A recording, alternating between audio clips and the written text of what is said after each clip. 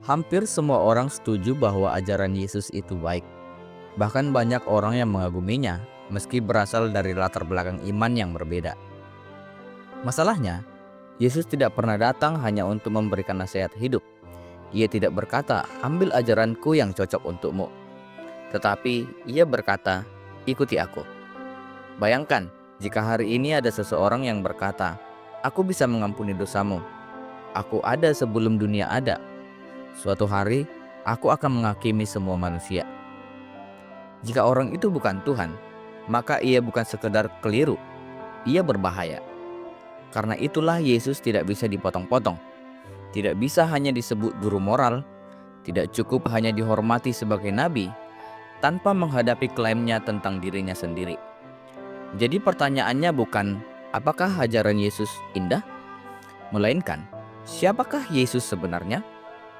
Guru moral, nabi, atau benar-benar Tuhan? Mari kita bahas.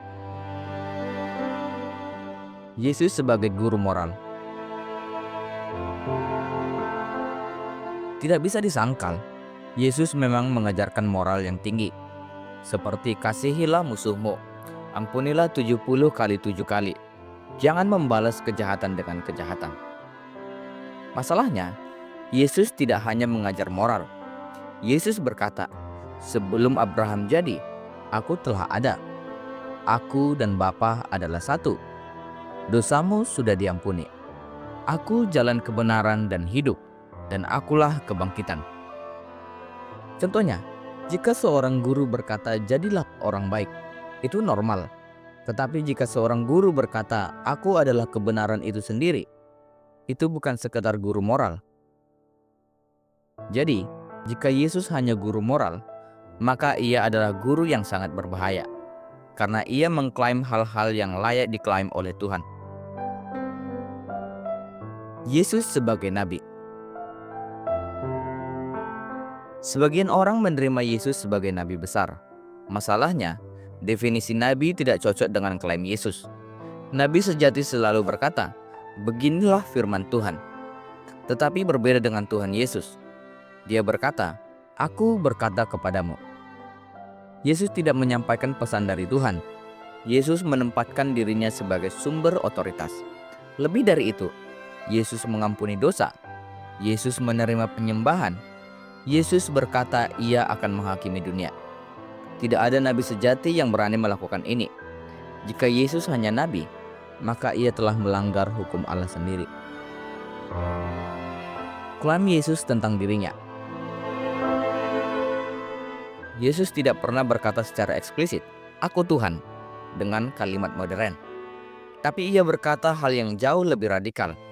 Ia menyebut Allah sebagai Bapanya secara unik. Ia mengutip nama ilahi, yaitu "Aku ada," atau yang kita kenal dengan Yahweh. Ia menerima orang menyembahnya dan tidak menolak. Bagi orang Yahudi abad pertama, ini bukan metafora. Ini adalah klaim keilahian. Itulah sebabnya Yesus disalibkan, bukan karena ia salah, tetapi karena ia mengklaim dirinya setara dengan Allah. Pilihan logis, tidak ada jalan tengah. Yesus mengatakan hal-hal yang tidak mungkin dikatakan oleh manusia biasa. Ia berkata ia bisa mengampuni dosa, setara dengan Allah, dan akan menghakimi dunia. Sekarang logikanya sederhana.